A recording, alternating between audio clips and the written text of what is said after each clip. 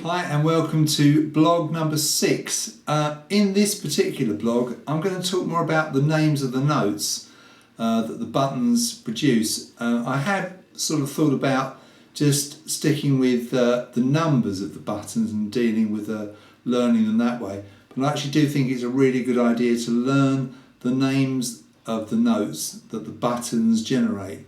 So to that end I'm going to spend a little bit of time in this video just going through that. The notes on the push are quite easy to follow. Let's just deal with the G row. Bearing in mind this is a D-G Melodeon, so this row gives you basically the key of D and this inner row gives you the key of G. So I'm dealing particularly with that type of Melodeon. If you've got a different type of Melodeon, obviously this won't be the same. But if you're a beginner like me, chances are you've probably gone for a D-G, because it is the most common and most useful type of Melodeon for English folk music. So the notes on the push for the G row, right, ignore this first button because this is what we call an accidental. On the push this note is an F, and you know, it's not, you don't find an F in the scale of G, so we're just going to ignore that one for the moment. We're going to jump to button 2, and the buttons are numbered from the chin down to the floor. So this is button 2 here, and this one gives you the note D, which is the 5th of the scale of G. If you think G, A, B, C, D, see? D is the 5th note of the scale. So that's the 5th, and then the next one up is the root note, which is G of course, and we say that this is a third button start type of Melodeon, which means that the third button down gives you the root note. So it's G there, this is the D row, so this is a D, this is a G. So on the push, button 2 is D, button 3 is G, button 4 is B, which is the third, and button 5 is a D again. So you think about it, don't forget, ignore that first button. That's just like an added little bonus button, if you like. The real meat and potato starts, if you like, on button 2. So the degrees of the scale that you get are 5th, 1st, 3rd, 5th, 1st, 3rd, 5th, 1st, 3rd, and you run out of notes there.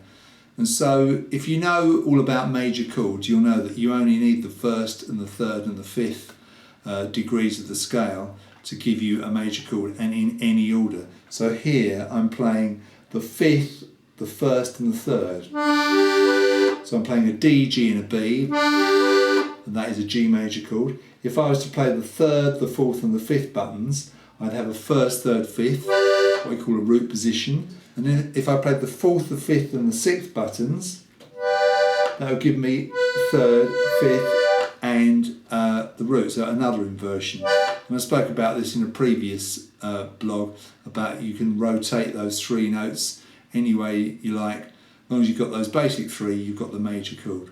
So the notes on the push are relatively simple. They're all either the 1st or the 3rd or the 5th. And you've actually starting, button 2 is the 5th of the scale, which is D, button 3 is the G, which is the root, button 4 is B, which is the 3rd, and so on until you run out of buttons. It just keeps repeating. D, G, B, D, G, B, D, G, B, and so on.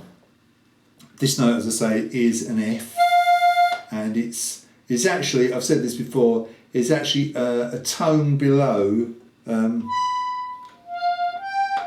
button 6. So button 6 on the push, all these notes I'm dealing with are on the push at the moment. That's a G, and that F is a tone below. So there's the G, and there's the F. But as I say, don't worry too much about that. It might be different on yours. You may have what they call low notes on your Melodeon, in which case this would be a 3rd again. This would be a B, but it isn't on this. I think it's fairly typical to have what they call accidentals on this type of Melodeon, but as I say, be careful, yours might be different. So on the D row, same idea, ignore the first button, go to button 2. In notes, it's A, D, F sharp, A, D, F sharp, A, D, F sharp, A. So the very top note, which is obviously nearest the floor, it's kind of a bit hard to understand if you're a beginner, I think, that the higher notes are nearer the floor. So that really high-pitched A there is an octave higher than this one, is an octave higher than this one, is an octave higher than this one. So what is your range? You've got 1, 2, you've got a 3 octave range. That's the joy of the Melodeon. You can get 3 octaves, a 3 octave range in such a small area. Look, you've got, it's only there, it's only my sort of span, and I'd guess that's about, well, let's get a ruler and find out, shall we? So I'm holding the ruler up here. I'm going to hold it a bit closer here, so as you can see, this is quite fun, I think. And there we are. There's a ruler, and if I hold it up this way, it might even be better. You can see from the lowest to the highest, it's round about 9 inches. So in 9 inches, you've got 3 octaves. Try that on a piano accordion. I think you'll find it's quite a bit longer than that you've got to stretch to get 3 octaves. So the push notes are quite easy to remember, quite easy to deal with. But let's deal with the pull notes. They're a little bit harder to remember, but I've come up with a cunning plan, as Blackadder would have said. And this is it. Now think, with the key of G, right, you've got, if you played a scale of G, you'd have 1 sharp, and the sharp is F, okay? Hang on to that fact, because that's going to help you learn the notes on the pull. And pulling, of course, is getting hold of the bellows and pulling away from you, so that's a pull. Now, again, ignore that first button. It's going to give you a funny little accidental. It gives you an E flat on the G row. Ignore that. So we're going to start at button 2, and this note is an F sharp. If you know anything about F sharp, you'll know it's the only sharpened note in the scale of G, and it's actually the 7th note. G, A, B, C, D, E, F sharp, and then you come to G again. So it's F sharp is the 7th note of the scale. So this note F sharp, remember this is the G row, so it's all relevant to the key of G. This note is F sharp. And the next one up is A, the next one up is C, and the next one up is E. Now listen to those 4 notes, starting with button 2, button 3, button 4, button 5. Now those notes are F sharp, A, C, E. Now listen to the next 4. You can probably hear it's the same 4, an octave higher, and then you've actually got right up the top the beginnings of another set of 4. So that top note is F sharp, like button 2. The degrees of the scale that you're getting out of those notes are the 7th, the 2nd, the 4th, and the 6th. In other words, all of the notes that aren't the major notes, the major chord notes, that none of those are firsts or thirds or fifths, they're all the other ones, if you like. And I've found a good way to remember this. If you call this one Fred Sharp, that's right, you heard right, Fred Sharp. Think of a person called Fred Sharp. That's Fred Sharp. Always catches eels. Right, you've got a kind of an acronym there, haven't you? Fred Sharp, that's F sharp, always, A, catches, C, eels, E. So you've got F sharp, A, C, E, again, F sharp, A, C, E, again, F sharp. So Fred Sharp always catches eels. That's a good way of remembering the buttons on the pull in the G row, starting with button 2. Remember? And so you discount that first button, that E flat. That's a note that comes somewhere between buttons 4 and 5. So it's your semitone below button 5. So we've got Fred Sharp always catches eels. Fred Sharp always catches eels. Fred Sharp. And then we've run out of notes. So that's a nice easy sentence to remember. Fred Sharp always catches ears. Remember, Fred Sharp is one note. Fred Sharp, F sharp, if you like, always A, catches C, eels E. You can tell that I teach junior school children, can't you? Now for the D row, same sort of thing. Ignore the first button. Remember, all these notes are the notes on the pull, which I think are harder to learn than the notes on the push. So the button 1 gives you a B flat. Okay, just going to lose that one for a moment. Start with button 2. Well, we have Fred Sharp on the G row. We're going to have Colin Sharp here, C sharp. Now again, if you think about it, C sharp is the 7th degree of the scale of D major. Check it out. D, E, F sharp, G, A, B, C sharp. Okay? So you've got 2 sharps in the scale of D major, F sharp and C sharp. C sharp is the 7th degree of the scale. If you like, it's 1 semitone below the root again. So this button 2 on the pull is C sharp, and think of the person Colin Sharp. That's Colin Sharp, C sharp. And we've got in notes, we've got C sharp, E, G, B. Okay? Colin Sharp eats ginger biscuits. You probably think I've gone completely stark raving mad here, and perhaps I have, but it's certainly helping me to remember these. So, Colin Sharp eats ginger biscuits. Colin Sharp eats ginger biscuits. Colin Sharp eats.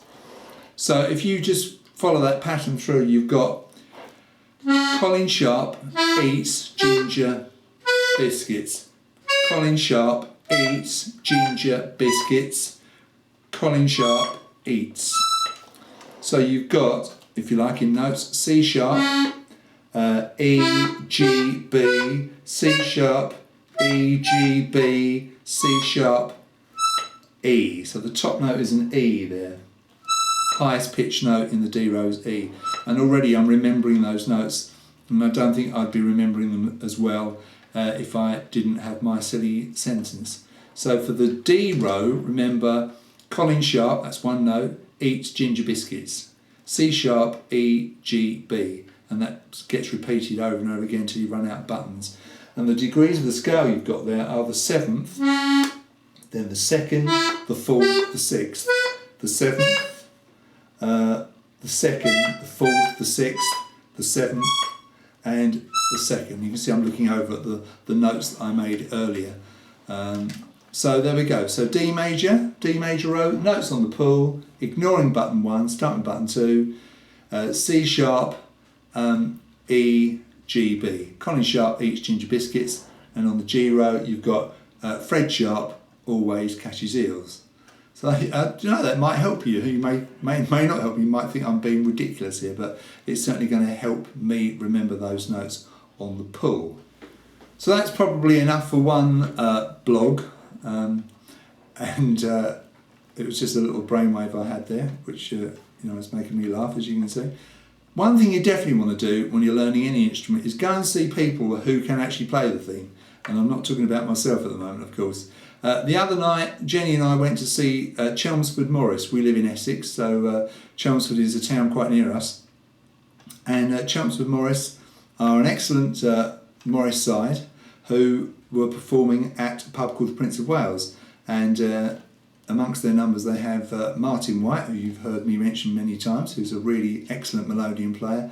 And they were a really great bunch of guys and girls. Had lady dancers and men dancers, sticks and hankies, the full works. It was absolutely brilliant, and we really enjoyed it. And if you haven't been to see Morris dancing, you really want to check it out. It's absolutely brilliant to go and see.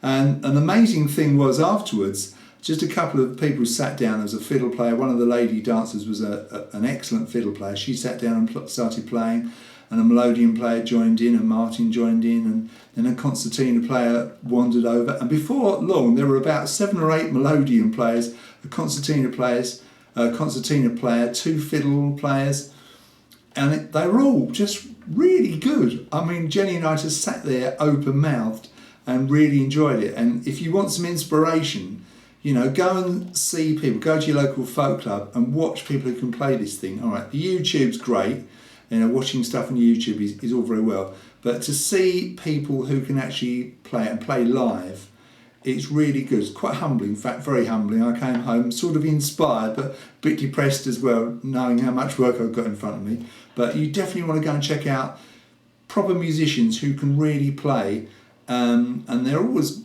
very happy to show you stuff. I mean, I didn't dare ask anything because I'm such a novice at the moment, but it was really great to see. So go and check out people who are playing the instrument you're learning, and if they can really play well, you know, I'm sure you'll find it very inspirational. Anyway, that's it for this blog. I haven't learnt any new tunes to play, but I had that on my mind today to do that, about the names of the notes, and I think that does help quite a lot. So that's it for blog 6. See you in blog 7.